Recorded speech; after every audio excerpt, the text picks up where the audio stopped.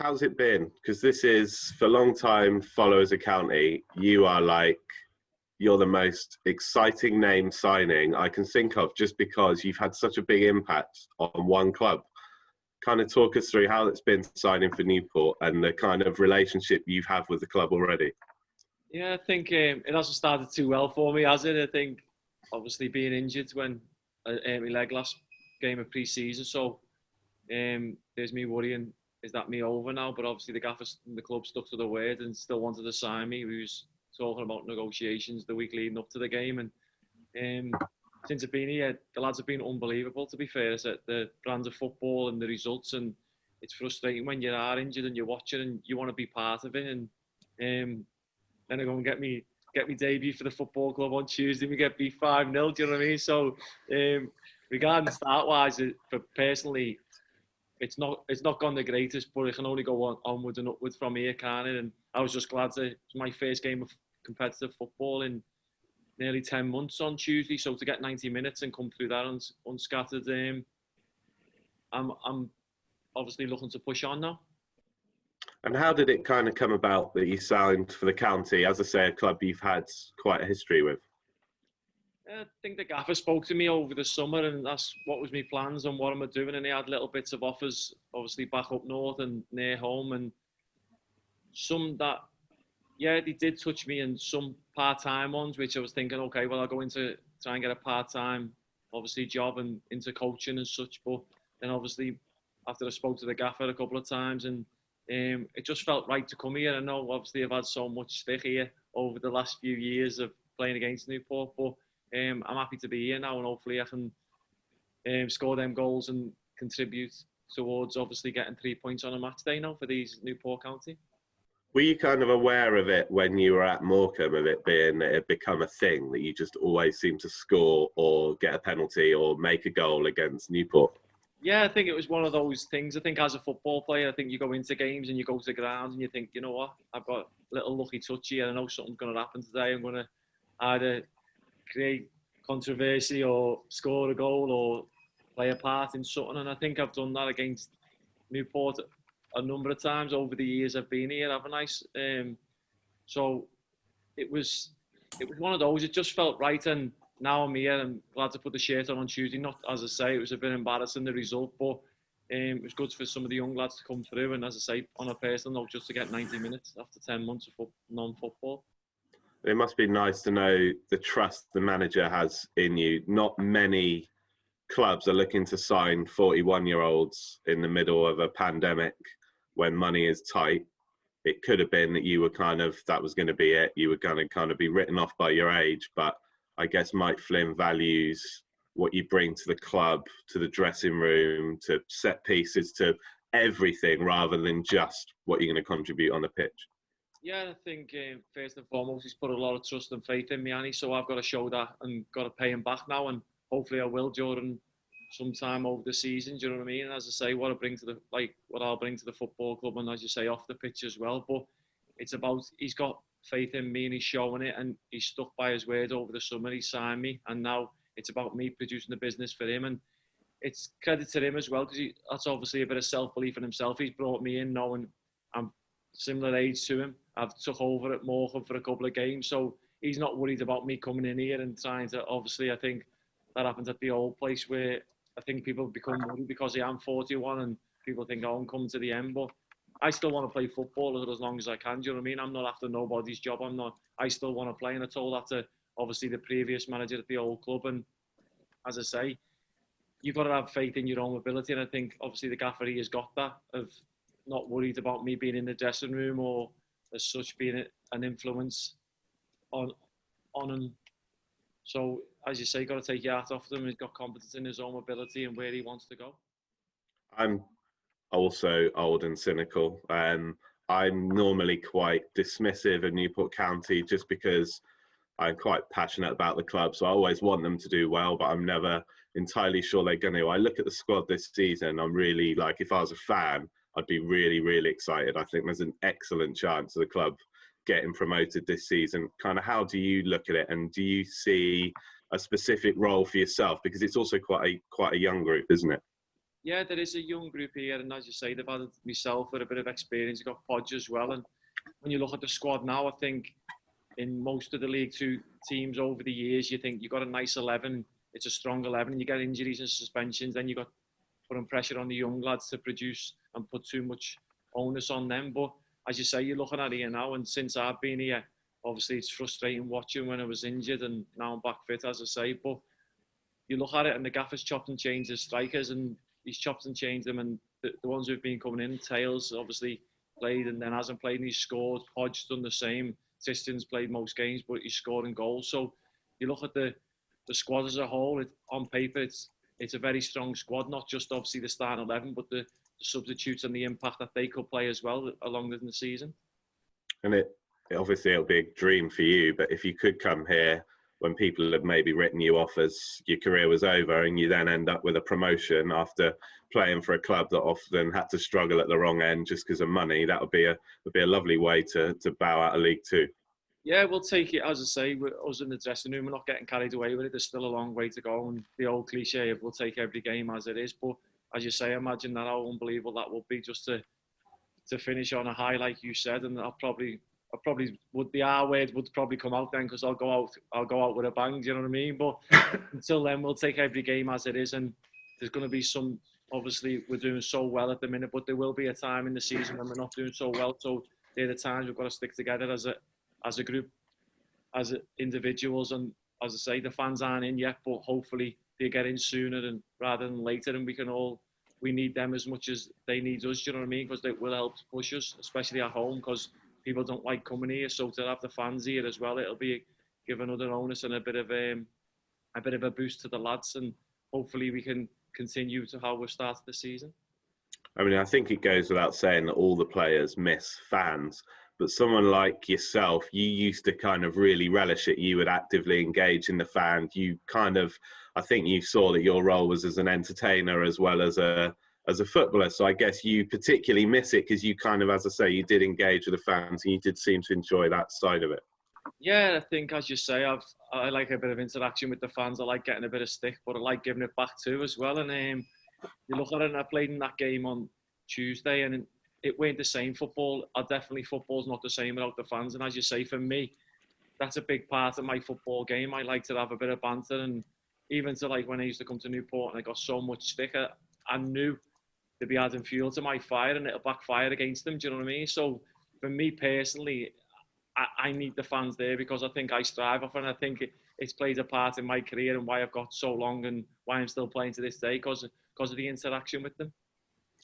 And as well as kind of trying to inspire the players and help the players with your experience on the field, what you've experienced off the field as well. Obviously, you've been probably more honest about mental health issues than I think virtually any other footballer I can think of. Mental Health Week this week. What was it like, kind of the decision to be just so honest and open? And I presume you do it because you want to help other people. Yeah, I think it was tough at first. When I first went through, I was 31, 32, and you're worrying about opening up and getting judged. And then you're thinking, because of my age, in football, your class has finished at 31, 32, aren't you? So for me, it was hard, because I didn't want to speak out at the time, because I'm thinking, I've got 6 months left of my contract. They'll use my age against me, and then I've got mental health problems. Will they use that against me? And they'll go, we're not really too keen on him. They won't tell you that it's over the mental health part but they'll hold it against you. Do you know what I mean? So I think for a number of years I held it in, but then, as you say, once I opened up and spoke out, I didn't speak out for sympathy, and I didn't speak out really to help others at the time. Spoke out to get the monkey off my back and to release a bit of pressure off me, and then all of a sudden I seem to be helping people, and now I've got a bit of a passion to help people. I know I want to play football as long as I can and this and that, but football's my job and that's my priority. But yeah, if away from that, especially while I'm down here in Newport, if I can contribute to helping others, especially obviously our fans and people in the community, well, then brilliant. That's what I'm open to do. I would imagine in the last 10 years, you've had a number of players kind of approach you and say, look, I'm struggling. Yeah, I've had an awful lot, and I think I still get it to this day, because I know some of them will come and speak to me, and I tell them I'm not a doctor or a therapist, but I can tell you what I went through and how I coped a little bit, and then when and seek medical help and of professionals, and that's the direction I point them in. But some of them are worried, and some of them are in fear of speaking out in case they get judged, and some of them are only young lads, 24, 25, and yet they've got 3-year deals. But people, they're worried, thinking, well, I've got a 3-year deal. Why are people going to be obviously have a go at me, judging me because I've still got 3 years? What am I being worried about? But we're all human. We're not robots. And somewhere along the line, someone, including ourselves, maybe those close to us, we will come under a bit of bad times and tough times in our lifetime. And it's about how we handle that and being in the best position mentally to try and cope with them. And obviously don't let them affect you as much as you can, because 99% of your thoughts are not real, and you might get the odd 1% that is real, and it's about coping and learning to manage that. Just one final one from me. Do you think we've made reasonable progress, Kevin, in the discussion over mental health in the last 10 years? You probably get less, I hope you get less people saying, but you're a footballer, how can you be depressed if you play football? Or if you've got money, how can you be depressed if you've got money? I think hopefully we've kind of moved on in the 10 years. Yeah, I think it's moved on an awful lot. If you looked at it 10 years ago, I probably wouldn't have spoke out. And then you looked at it 5 years ago, and I still probably was in fear of speaking out. It's only the last couple of years I've really spoke out about myself and my own issues. And as you say, there is still a massive stigma around it. More needs to be done. But like you say, I do play football. Football is what I do. It's not who I am. I'm not, as I say, I'm not a robot. I'm a human being.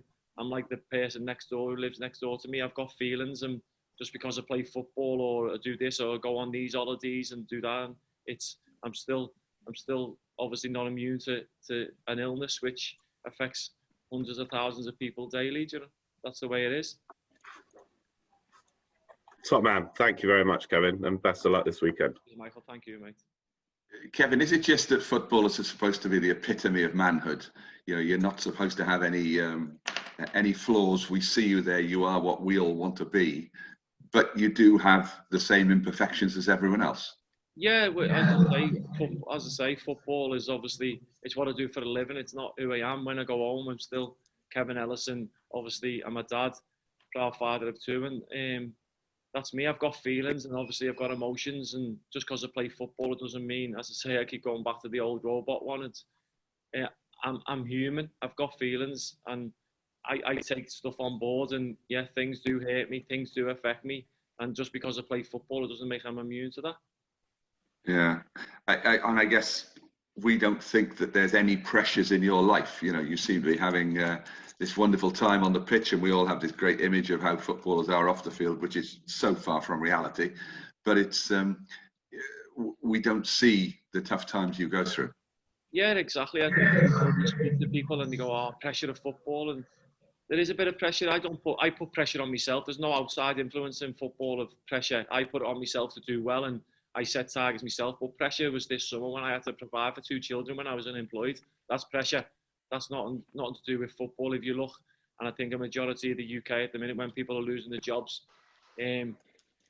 trying to feed obviously the family, that's pressure. Football isn't pressure for me. Football was a relief.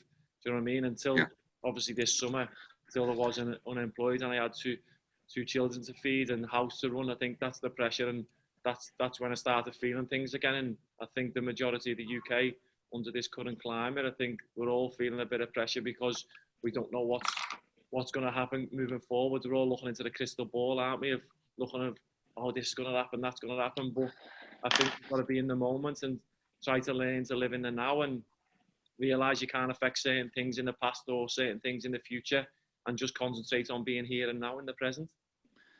So when the black dog began to descend again this summer, when you weren't sure about your where you were going to be earning your living, how did that sort of materialise? What were the feelings? Is it just I don't know. I mean, you don't know what cloud come over me again, and I'm thinking, I'm going to support my 2 kids. What am I going to do? I was looking at football, and as Michael was saying before, the squads financially, clubs are getting affected, and squads were getting, like your Aidan Chairman saying, the squads are going to be smaller and they're going with more youth. So there's me straight away thinking, I'm 41.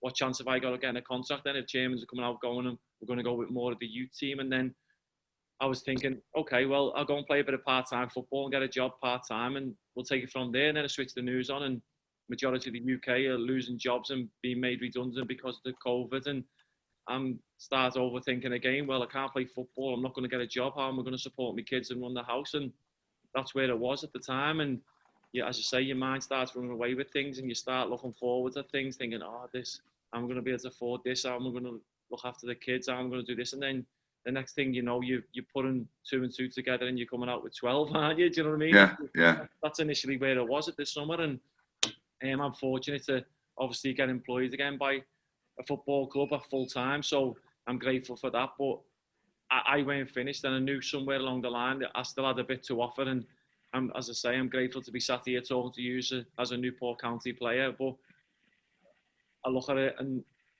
some people are not so lucky to have a job at the minute, are they, because of the current climate. So I am blessed, but as I say, it's a tough one for the whole of the UK, and especially you look at the world. But I look at the UK because I live here, and how it's affecting those around me too.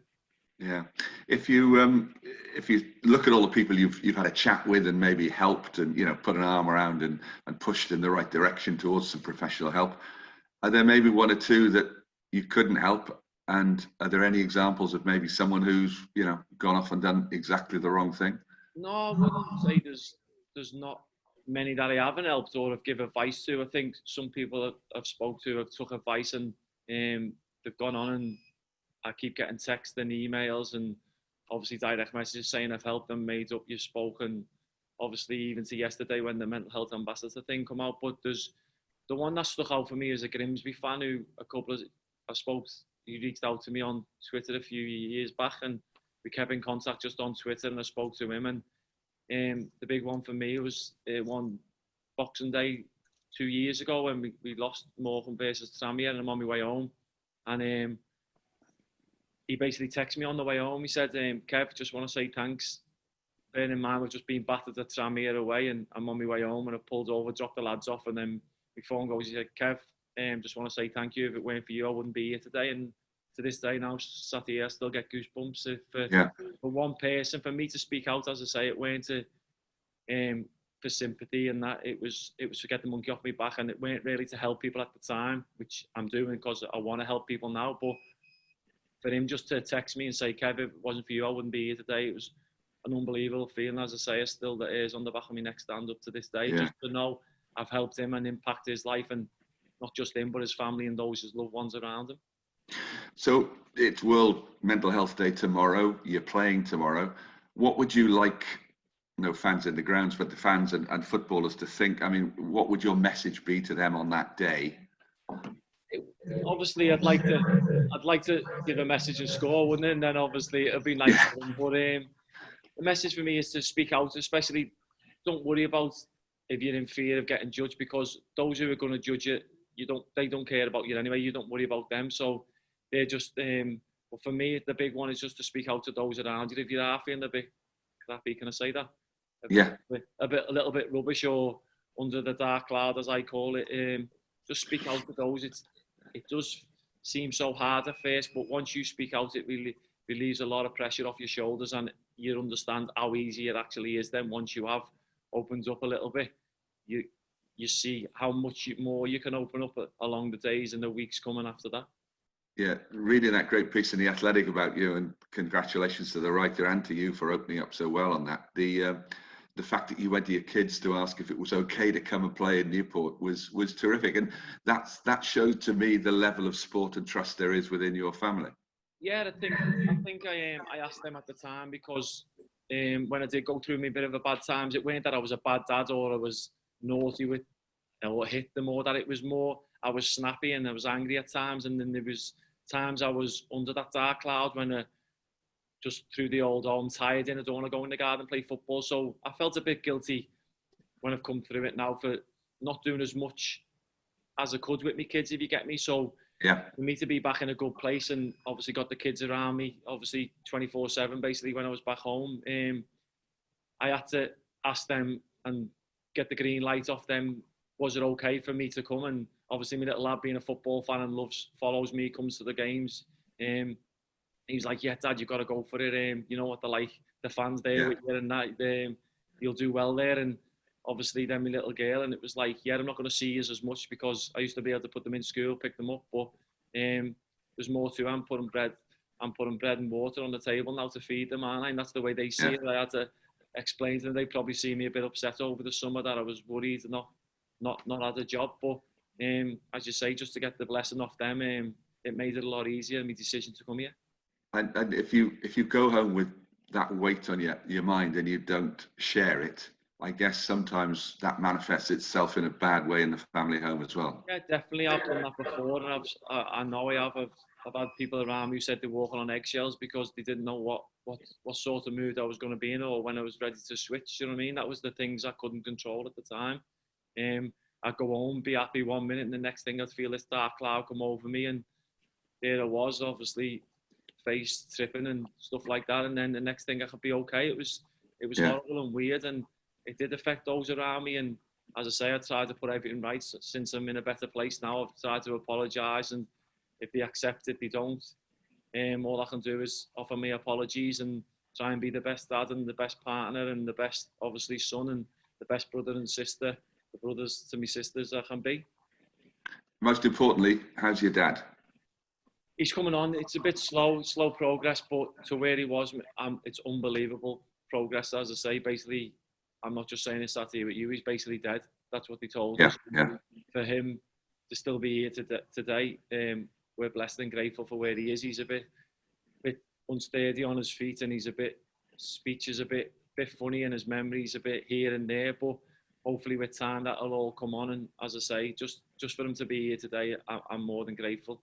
Yeah. So it is a blessing in disguise. Like, can he remember your last goal? Yes, but he doesn't remember us full, but he can remember little bits and bobs. And he was made up when he come around, obviously, because I signed when he was obviously in a coma.